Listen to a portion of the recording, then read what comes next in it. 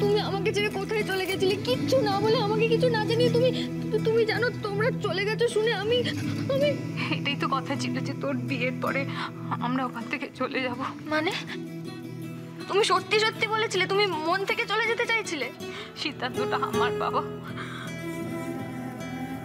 কারণ ওখান থেকে না চলে গিয়ে কোনো উপায় ছিল না। বুঝেছি, তোমাদের এই অবস্থার জন্য আমি দায়ী। আমার জন্য আজকে তোমাদের এই অবস্থা হয়েছে। আমি না না না, আমি তো ভেবেছিলাম তোর সাথে বোধহয় আর দেখাই হবে না, কিন্তু পরিস্থিতি এমন তৈরি হলো না, আমি এখানে আসতে বাধ্য হলাম।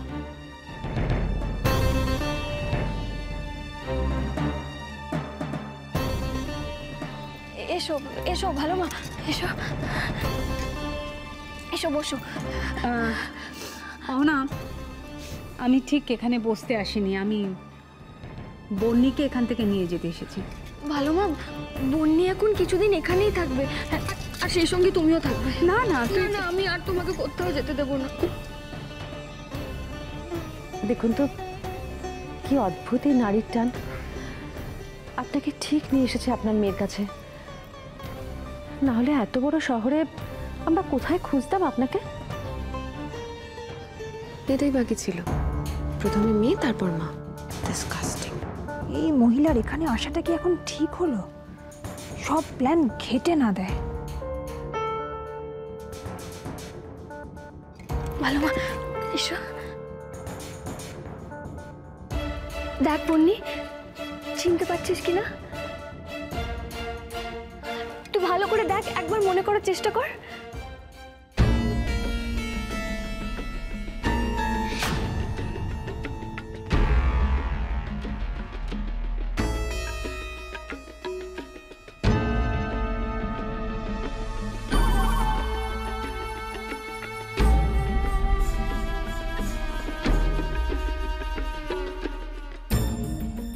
ভালো করে দেখ, মনে করার চেষ্টা কর।